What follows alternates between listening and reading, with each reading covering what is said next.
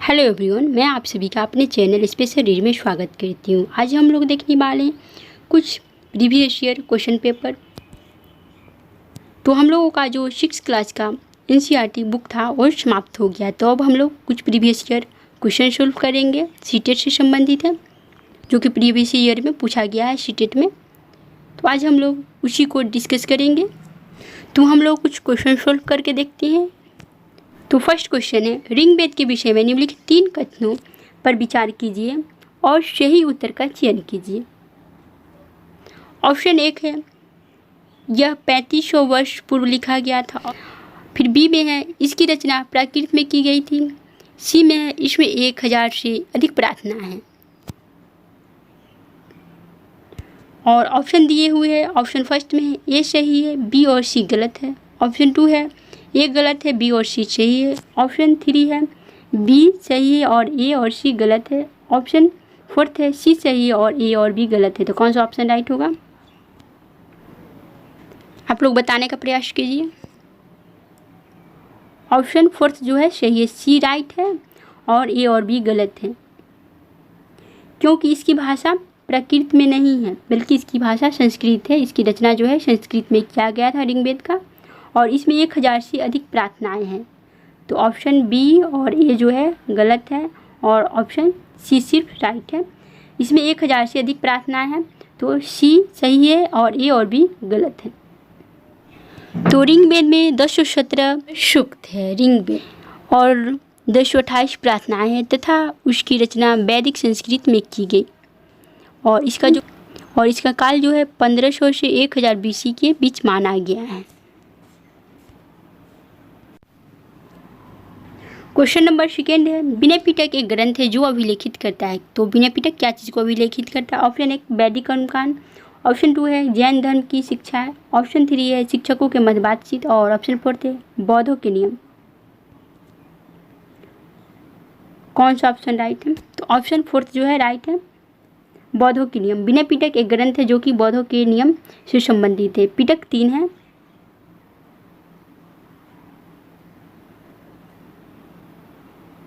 विनय पिटक, फिर सूत पिटक, सूत पिटक और अभिधम पिटक।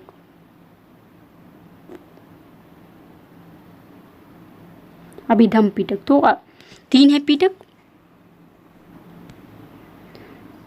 तीनों पिटक बौद्ध धर्म से ही संबंधित है, और विनय पिटक में बौद्धों के नियम है। और क्वेश्चन नंबर 3 है, गणितज्ञ तथा खगोल शास्त्री आर्यभट्ट ने आर्यभट्टियम नामक पुस्तक निम्नलिखित भाषाओं में से किस में लिखी थी? क्वेश्चन नंबर 3 है, गणितज्ञ तथा खगोल शास्त्री आर्यभट्ट ने आर्यभट्टियम नामक पुस्तक निम्नलिखित भाषाओं में से किस में लिखी थी? तो ऑप्शन 1 है पाली, ऑप्शन 2 है संस्कृत, ऑप्शन 3 है प्राकृत और ऑप्शन 4 है हिंदी। तो कौन सा भाषा में लिखा गया है आर्यभट्टियम नामक पुस्तक, जो कि आर्यभट्ट के द्वारा लिखा गया था? तो संस्कृत, ऑप्शन नंबर 2 राइट है, संस्कृत भाषा में लिखा गया था। तो आर्यभट्ट जो थे गुप्त काल के प्रमुख गणितज्ञ तथा खगोल शास्त्री थे, वे पटना के।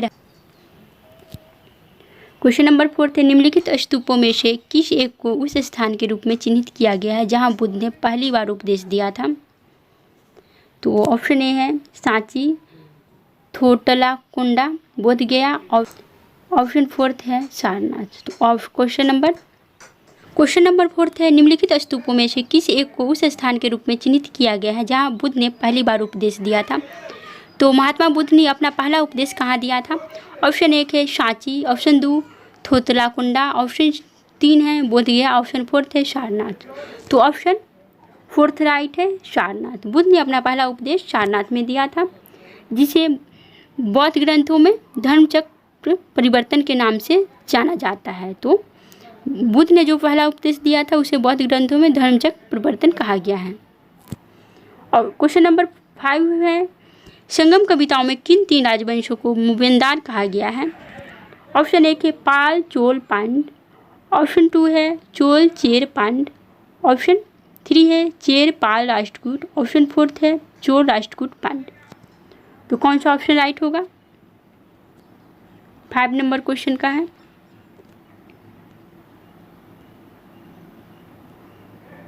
5 नंबर क्वेश्चन बताइए आप लोग।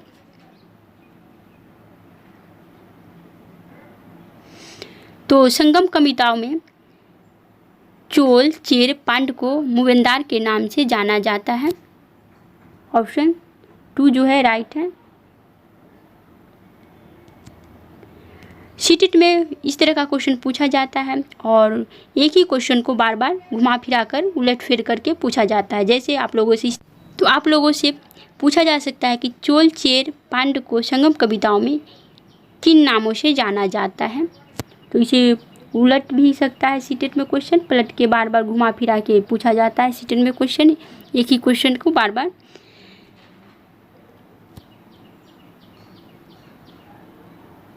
क्वेश्चन नंबर 6 है, रामपुरवा में मिला उत्कृष्ट पॉलिश वाले पत्थर पर बना शार जिसे अब राष्ट्रपति भवन में रखा गया है, इनमें से किसके शासनकाल में बनाया गया था। तो किसके शासनकाल में बनाया गया था। रामपुरवा में मिला उत्कृष्ट पॉलिश वाले पत्थर पर बना शार जिसे अब राष्ट्रपति भवन में रखा गया है, इनमें से किसके शासनकाल में बनाया गया था। ऑप्शन नंबर 1 है चोल, ऑप्शन 2 है कुषाण, ऑप्शन 3 है पांड और ऑप्शन 4 है मौर्य। किसके शासनकाल में बनाया गया था। रामपुरवा में जो बनाया गया है शार का पिक्चर मिला है। तो ऑप्शन नंबर 4 राइट है मौर्य। उस समय मौर्य शासक अशोक जो थे सम्राट थे मगध के, तो उन्होंने ही रामपुरवा में शार का पॉलिश वाले पत्थर का पिक्चर बनवाया था, जो कि अभी वर्तमान में राष्ट्रपति भवन में रखा गया है। अब हम लोग नेक्स्ट क्वेश्चन देखते हैं। क्वेश्चन नंबर 7, निम्नलिखित राजवंशों में से किसने अपने अभिलेखों में मलयालम भाषा एवं लिपि का प्रयोग प्रारंभ किया। ऑप्शन 1 है चेर, ऑप्शन 2 है पांड, ऑप्शन 3 है कुषाण, ऑप्शन 4 है चोल। तो इसमें ऑप्शन फर्स्ट जो है राइट है चेर राजवंश ने अपने अभिलेख में मलयालम भाषा एवं लिपि का प्रयोग किया था। चेर राजवंश केरल में स्थित एक प्राचीन राजवंश था। तो इस वंश के जो भी शासक हुए उन्होंने अभिलेखों में मलयालम भाषा एवं लिपि का प्रयोग प्रारंभ किया था। चेरों का राजकीय चिन्ह जो था धनुष था और चोल और पांड इसके पड़ोसी राजवंश थे।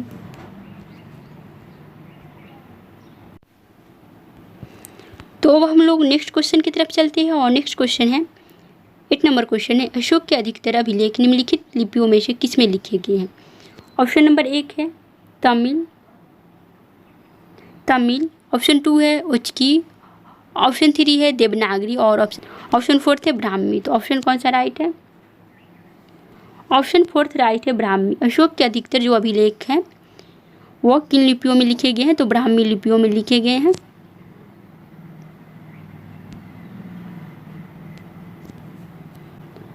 तो ब्राह्मी लिपि जो है बाईं से दाएं की तरफ लिखी जाती थी, बाईं से दाएं, जो कि अभी वर्तमान में हम लोग लिखते हैं। इस यहाँ इधर से स्टार्ट करके यहाँ तक बाईं से दाएं लिखी जाती है। और खरोष्टी लिपि दाहिना से बायां लिखा जाता था, इस साइड से इस साइड लिखा जाता था। अब हम लोग नेक्स्ट क्वेश्चन की तरफ चलते हैं। क्वेश्चन नंबर 9 है, कुछ आरंभिक हिंदू मंदिरों में एक हॉल होता था जहां लोग इकट्ठा हो सकते थे, इस स्थान को कहा जाता था। तो इस स्थान को क्या कहा जाता था। जहां हिंदू मंदिरों में हॉल होता था और लोग इकट्ठा होते थे, तो उस स्थान को क्या कहा जाता था। ऑप्शन 1 है ग्राम भोजक, ऑप्शन 2 गर्भगृह, ऑप्शन 3 है प्रदक्षिणा पथ या फिर ऑप्शन 4 है मंडप। कौन सा राइट है क्वेश्चन नंबर 9 का ऑप्शन 4 जो है राइट है मंडप। हिंदू मंदिरों में एक हॉल होता था और लोग इकट्ठा होते थे, उस स्थान को मंडप के नाम से जाना जाता था। तो ऑप्शन नंबर 4 सही है। और गर्भगृह किसे कहा जाता था, तो गर्भगृह उसे कहा जाता था जहाँ देवी देवताओं की मूर्ति रखी रहती थी, तो उसे गर्भगृह कहा जाता था। अब चलते हैं और 10 नंबर क्वेश्चन है, विनय पिटक ग्रंथ निम्नलिखित में से किससे संबंधित है। तो इस तरह का क्वेश्चन एक बार पहले भी मैंने बताया है कि विनय पिटक ग्रंथ, तो घुमाया हुआ है कुछ क्वेश्चन। क्वेश्चन नंबर 10 है, विनय पिटक ग्रंथ निम्नलिखित में से किससे संबंधित है? क्वेश्चन नंबर 10 है इस तरह का क्वेश्चन, और मैंने एक पहले भी लगाया है ये विनय पिटक से संबंधित, जो कि किसी और साल में पूछा गया था। विनय पिटक एक ग्रंथ है जो अभिलेखित करता है, क्या चीज़ को अभिलेखित करता है?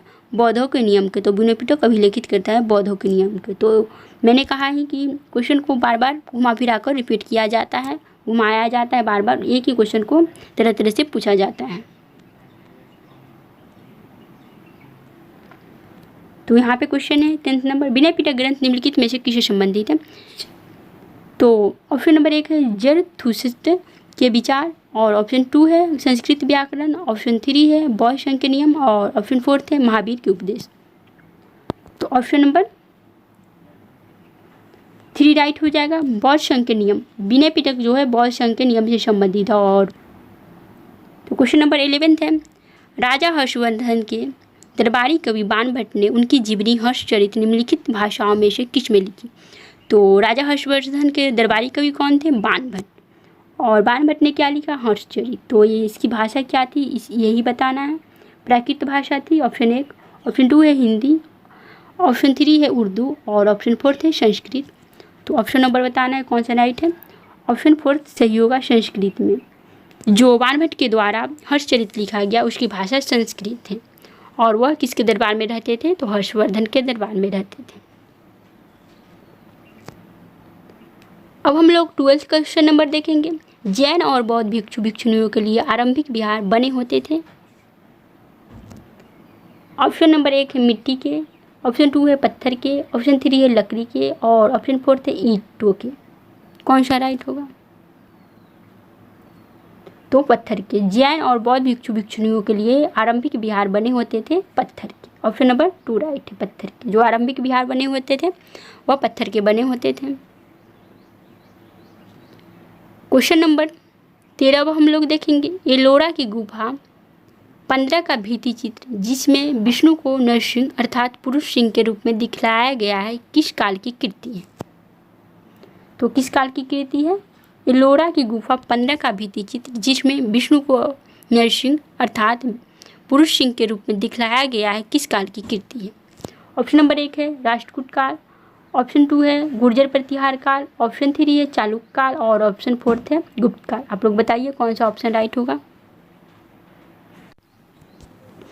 तो इसमें ऑप्शन 1 जो है फर्स्ट जो राइट है राष्ट्रकूट काल। एलोरा की गुफा 15 का भित्ति चित्र जिसमें विष्णु को नरसिंह अर्थात पुरुष सिंह के रूप में दिखलाया गया है यह राष्ट्रकूट काल की कृति है, संबंधित है हिंदू, बौद्ध और जैन धर्मों तीनों धर्मों से संबंधित है। तो आज के लिए इतना ही क्वेश्चन रहेगा, फिर मिलेंगे नेक्स्ट क्लास में। या तो बेल आइकन प्रेस जरूर कर लीजिएगा जिससे आप लोगों को नोटिफिकेशन मिल जाए।